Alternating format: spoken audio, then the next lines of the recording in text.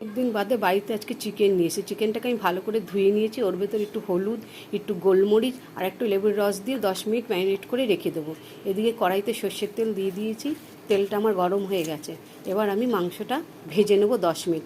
ভাজা হয়ে গেছে, মাংসটা তুলে নিলাম। ওই তেলের মধ্যেই আলু ভেজে নেবো। এইদিকে আমি আদা আর রসুনের একটা পেস্ট তৈরি করে নিলাম। পেস্টটা তৈরি হয়ে গেছে। এবার তেলের মধ্যে দিয়ে দেবো গরম মশলা, পেঁয়াজ, একটু নুন, যাতে তাড়াতাড়ি ভাজা হয়ে যায়। এবার দিয়ে দেবো আদা রসুনের পেস্ট আর দিয়ে দেবো টমেটো। কষতে দেবো। এদিকে একটা মশলা তৈরি করে নিলাম, দই, গরম মশলা, ঝাল লঙ্কা আর জিরে। এদিকে সর্ষেরও একটা মশলা তৈরি করে নিই। আমি সর্ষে বাটা দিয়ে মাংসটাকে একটু মাখিয়ে নেবো। এবার দেখো মাখিয়ে নিয়ে আমি গ্রেভিটার মধ্যে দিয়ে দিলাম। ভালো করে গ্রেভিটা কষিয়ে নিলাম। সর্ষে বাটাও দিয়ে দিলাম। এবার দিয়ে দেবো আলুটা দিয়ে ভালো করে কষে গেছে, তেল ছেড়ে গেছে। এবার দিয়ে দেবো গ্রেভির জন্য পরিমাণ মতো জল। দেখো মাংসটা ফুটে গেছে। এবার আমি কাঁচা লঙ্কা, গরম মশলা, ধনেপাতা ছড়িয়ে নামিয়ে দিলাম। দেখো কত সুন্দর লাগছে দেখতে। একবার এভাবে খেয়ে